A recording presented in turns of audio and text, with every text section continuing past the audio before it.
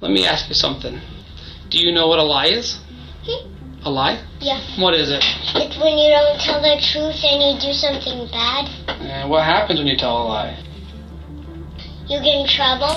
Meet Patrick Morrissey, a 5-year-old boy. 5 hours before this video, he was at home with his adoptive parents, Kay and Joe Morrissey. Patrick was in bed with his eyes closed, pretending to sleep. That night, he witnessed something he shouldn't have. Something about some robbers or something? On April 5th, 2010, something bad happened to the Morrissey family. When 5-year-old Patrick woke up to his parents screaming, and their happy life changed. And he put these little time things on my mom and my dad so they couldn't walk. Patrick saw the scariest home invasion in state of Florida. Just 5 years old, he's the only one who can save his mom and stop the scary person from doing more bad things. Wow, you're like a hero. My mom said. Plantation, Florida, April 5th, 2010. A horrible crime shatters the middle-upper-class neighborhood just outside of Fort Lauderdale. Address: 601 Northwest 75th Terrace, the Morrissey home. Time: 10 p.m. Joe asleep in front of the TV. Kay, his wife, is crafting. Patrick, their 5-year-old son, sleeping in the main bedroom. Something's going to wake him. Plantation Police Department, can help you? Requesting a dispatch on a residential fire alarm. The resident's last name? Morrissey, M-O-R. 2 hours later, after midnight, Christina, Kay's daughter, who lives nearby, wakes up to her phone ringing. It's unusual for it to ring so late. I was about to not answer it, and something told me to pick up the phone. Her mom is on the line, but it's hard to hear her over the loud sirens and chaos. She just kept saying, "You have to come here, they broke into the house and he's dead." Christina arrives and finds the road blocked. She quickly gets out of the car, runs down the street, and pushes the officers to reach her mother. I saw her standing in the middle of the road in her pajamas, completely covered in blood, and I just remember thinking how small she looked and how helpless she looked. Kay is shocked and confused. She cries, saying, "He's gone, he's gone." But Christina doesn't know who she's talking about. I thought she was talking about the people who had gotten to the house, and I said, "It's okay, they'll find them," and she goes, no, Joe is gone, they killed him." Christina hugs her mom and sees fire and smoke coming from their house. She finds out Patrick is safe with the neighbors, but she can't imagine what he experienced. I saw him, and the gun was like right here.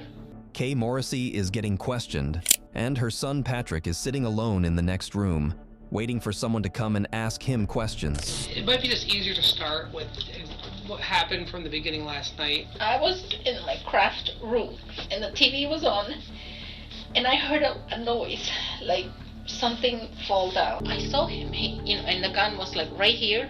During the questioning, they doubt if Kay Morrissey is telling the truth. To check, they talk to the only other witness, 5-year-old Patrick, who is Kay's son. They want to see if he can confirm his mom's story. All right, Patrick, let me ask you something, all right? Yeah.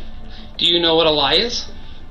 A lie? Yeah. What is it? It's when you don't tell the truth and you do something bad. And what happens when you tell a lie? You get in trouble. I know earlier you said you knew something about some robbers or something? Yeah. What happened? Robert attacked our house and my dad died. Patrick doesn't quite grasp that his dad is gone. The person who adopted him won't return. Do another somersault so I can take a picture. He was a very hands-on father. He was always doing something with Patrick, all the time. Did you see, were you awake when this happened, or were you sleeping? Sleeping? But I woke up myself. Oh yeah? And when you... And he put a gun on my mom and dad's head. April 6th, less than 24 hours after the crime. Randy Tundador, a 43-year-old dad of 2 boys, is at home watching TV. There's a knock at the door, and he opens it to find Detective Kendall from the Plantation Police Department. The man Detective Kendall finds at the townhouse looks frail and ill. He wears an oxygen mask and walks with a limp. He has a history of being a professional tenant. Detective Kendall believes Mr. Tundador couldn't have done the home invasion because he doesn't seem capable. Kendall is sure that the person Kay saw the night before is not Mr. Tundidor. What's his name? Randy Tundidor. T-U-N, D as in David, I-D-O-R. With no other clues to find a different suspect, Kendall has to trust the only info from Kay. They have recorded his questioning at the Tundidor house. Have you ever had any dealings with Mr. Morrissey other than being a tenant? Yeah, well, right now I'm suing him because I fell down the stairs in the house because of lack of repairs. He stopped talking to me because of the lawsuit. When I met him, he seemed like a gentleman. What time did you come home last night? Police found out that Randy Tundidor Jr. has a warrant for violating parole. They asked his father where they could locate him. Okay, Randy. I'm gonna read you your rights. Alright, where's the camera, the recorder, where's that? It's being recorded. Okay. Randy Jr. seemed composed, very interested to know what information I had about the case, very willing to talk to me. I don't have no connection with this murder. I don't know who did it. I want to clear my name because I did not commit this murder. The interview lasts a long time, but Detective Kendall can't figure out if Randy is guilty. When Kendall mentions how they connected him to the crime, Randy isn't surprised by what his father shared with them. He's been a good father. Like he's really a good man. He's a very hard worker. He's a stand-up guy. Like he tries to direct me the right way and I go the wrong way. He would never do nothing like this. Honestly, I think you may be involved in it. Okay. That's why we've gotta clear the air. And I understand. You know what I mean? Well, then we definitely gotta clear that. Yeah. The person of interest in the case of the professor killed is still in police custody tonight. Tundidor's father had little to say outside his shop. He's my son. I love him to death, and I'm going to support him to the end. The investigation isn't going well. The police can't prove Randy Tundidor Jr. was at the crime scene. Also, Kay Morrissey says there was another person there that night, making things more complicated. Like a two-way radio, and he would talk back to it. And were there people talking to him on it? He didn't let them. He said, just listen to me, don't talk to me, just be quiet. The police have just one suspect for Joe Morrissey's murder and no motive. As time goes, it becomes harder to figure out the truth. If there's no more evidence, Joe Morrissey's case might stay unsolved. April 14th. The funeral is held on a Wednesday morning at the St. Gregory Great Catholic Church. My mom, she did not want his memory to be attached to that night. So that was why she insisted on it being a closed casket. I did not want Patrick to see his dad in that condition at all. Patrick had a very difficult time understanding. He thought that he would look at an airplane and says, my dad is on that airplane, he's coming home. That was very hard for me. Literally, my heart was just in pieces. As days go by, Patrick sees that his dad is not there anymore. At just 5 years old, he starts showing signs of something called PTSD, but nobody knows exactly what he witnessed. I appreciate you calling us like that. You understand you're not under arrest, you're here on your own free will. Detective Kendall receives an unexpected phone call from Sean, the second son of Randy Tundidor Sr., who's sharing a surprising revelation. You called us, you said that you know your brother, you know he's a lot of things, but you know he's not capable of murder. You said that you had some knowledge of... Basically, I'm going to tell you straight up, my dad did it. Big news. Now, the detectives are really paying attention to Sean. That morning, Randy, my brother, turned on the news. And the first thing when I turned on, murder and plantation, early this morning, women, whatever. My brother gets up and he walks to the back porch and starts smoking a cigarette. And I don't know, family, you get instincts. You're not stupid. You know your family. You know what I'm saying? So I walked out in the back and I said, bro, tell me you had nothing to do with that. And he says, I didn't. And I said, so what's up? And he says, go talk to Dad. So I walked upstairs and I said, Pa, so you seen the news? He said, you need to shut up. He said, because I'll kill you if I have to. I knew. Right when I saw that headline on that news, I knew it was them. So I asked my dad. I said, well, what happened? And his words were, a dead man can't evict me. He's been a good father. Like he's really a good man. He's a very hard worker. He's a stand-up guy. Like he tries to direct me the right way and I go the wrong way. He would never do nothing like this. He's gonna do anything and everything he has to do to make sure my father doesn't get to jail because he loves him. Randy Jr.'s younger brother, Sean, speaks out against their father. What he doesn't realize is that Randy, his older brother, is in the next room, ready to admit to the same wrongdoing. Everything you said's been a lie. Your dad's they're crying. Why is my dad crying? Because of what you did. Come on, dude. I feel bad for your dad. Is Randy Jr. protecting his dad by taking the blame? Would his dad do that too? He's my son. I love him to death, and I'm going to support him till the end. I wanted the truth to come out, and I wanted him to pay for it. My father is just known to be one of the craziest guys you ever met. They used to call him Rampage. They used to call him Scarface because he had a big ass scar on his face. He says they caught him, not me. I said, you fix this or I will. My son's already caught, so I won't go to jail. Let me just throw everything on him. Nah, you can't let that happen. I told them I could prove it. And they told me how, and I told them, give me a wire. What if I can get my father on tape stating that he killed the guy? Give me 2 hours with him. I'll find anything you want. Sean gets a secret recording device disguised as a car key from detectives. That night, he talks to his dad at home, with one hand in his pocket, secretly record the conversation. Sean believes his dad has killed someone, and he remembers the threat he made him. He said, you need to shut up. He said, because I'll kill you if I have to.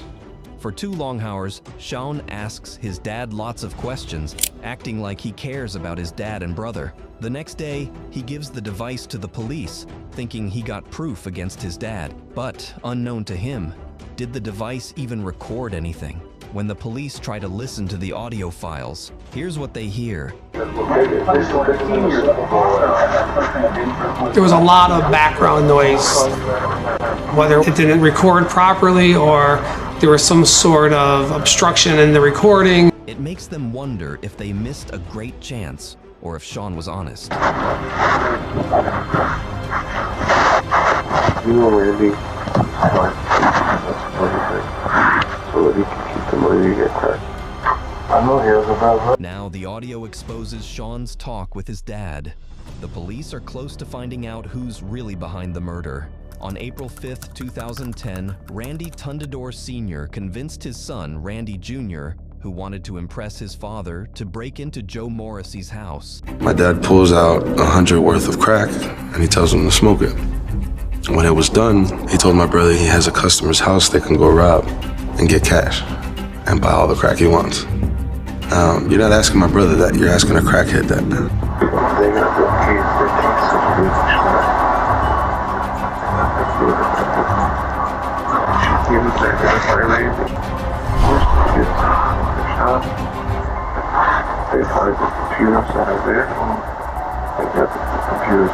When they looked around Gatortint, Randy Sr.'s shop, they found more than just the Morrissey house computer. In the trash, they also discovered recently discarded zip ties, empty box for a hunting knife and 2-way radios similar to the ones the killer used. Little thing that he kept talking, that kept beeping, and he would talk back to it. And foreign money found in a bucket, the same money reported stolen from the Morrissey home. In the parking lot, detectives see burn marks on the ground, suggesting someone may have gotten rid of evidence. On that day, police came to Randy Tundador Sr.'s house with a warrant and arrested him. Detective Kendall called Kay to tell her that both Randy Tundador Sr. and his son, Randy Jr., are now in jail, waiting for their trial. I was going to be there for the trials. Even if they told me that I really didn't have to be there, I was there. So I wasn't only standing there for Joe, I was also standing there for Patrick. I wanted to see justice. April 2012, the trail begins. The judge and jury learn about the facts of the case, including evidence about Joseph Morrissey's murder and the attempted murder of his wife and son. However, the details of the family's experience are still unknown. Even though Patrick is too young to speak in court, the jury watches a video of him being questioned. It's the first time people get to hear about Patrick's difficult experience. His story starts 2 years ago, on night of April 5th. I know earlier you said you knew something about some robbers or something? Yeah. At around 11:30 p.m., Patrick wakes up to loud screams in the living room.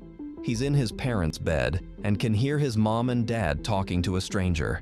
Patrick is really scared. He's lying still in bed, hidden under the blankets, carefully listening to sounds from the next room. As soon as he hears the front door shut, the whole house goes quiet. Patrick stays hushed and still, scared. He's lying in his dad's usual spot, but his parents are gone, and he doesn't know where they are. At that point, he said he wanted to go to the ATM to get money out. He goes, remember, if you do anything stupid, I have the gun and I have your kid and I have your husband and your kid's with people back there. Patrick is at home. He hears footsteps outside his window but is scared to look. He hides under the blanket until he hears his parents' voices. Once he knows it's them, he gets up from the bed, ready to run after them. He sees them being pushed into the main bedroom with towels on their heads. His mom is crying and scared. Patrick notices the man threatening them with a gun, telling them to kneel by the bed. These little twine things on my mom and my dad, so they couldn't walk. Patrick is confused. His parents can't see him, but his dad, Joe Morrissey, talks to him calmly while kneeling by his side. Patrick, just lay down and pretend that you are sleeping. Please do it for Daddy. These are the final words Joe Morrissey said to his son before he was killed. Joe goes to the family room, and Patrick keeps pretending as if his dad requested. However, Patrick hears his dad pleading for the family's safety, followed by silence. Even when the man was dying, he was fighting for his life and trying to protect my mom and Patrick. Patrick lies on his side with closed eyes for a long time. His mom cries beside him, but he stays still, just listening. He wishes to hear his dad's voice again, but it never happens. In the quiet house, Patrick hears a fire in the kitchen. His mom wakes him up. She is still tied at her ankles and wrists. Patrick is the only one who can save her. Patrick runs through smoke to his mom's craft room, grabs scissors and freezer. I saved my mom and got the scissors to cut those. You're like a hero. My mom said. In court, Patrick shared a shocking story about what happened to Joe Morrissey and his family. On the night he lost his father, the loving man who adopted him, Patrick bravely followed his footsteps and saved his mom's life, leaving everyone in awe. Back then, he didn't know, but he would have made his dad happy. I was like so scared.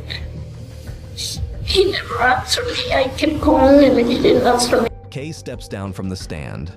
Now it's Randy Tundador Jr.'s turn to talk. To everyone's surprise, he admits to the crimes and even speaks against his own father. He would sit here and say that it was me and my brother who did this and planned this. I feel like that's wrong. You shouldn't do anything to hurt your kids. I think that father's job is to protect his kids, not to hurt his kids. Randy Tundador Sr. turned against his sons to protect himself. In contrast, Joe Morrissey put his family first until he passed away. Randy Jr. got 40 years in prison for being involved in Joe Morrissey's death. His dad, Randy Sr., is found guilty of serious crimes like arson, robbery, kidnapping, trying to kill someone, and first-degree murder. He's given the death penalty. I remember the bailiff putting the handcuffs after he was found guilty, and the click of those handcuffs is something that I still don't forget. Sean lost his brother and father for doing the right thing by Patrick and his mom. Even though he lost a lot, he stopped the cycle of abuse from his father. As for Patrick and his mom, their lives are what pays tribute to Joe Morrissey. They keep helping each other and won't forget a father's sacrifice. Patrick and his mom, Kay, show that even after a sad event, there's still a good life.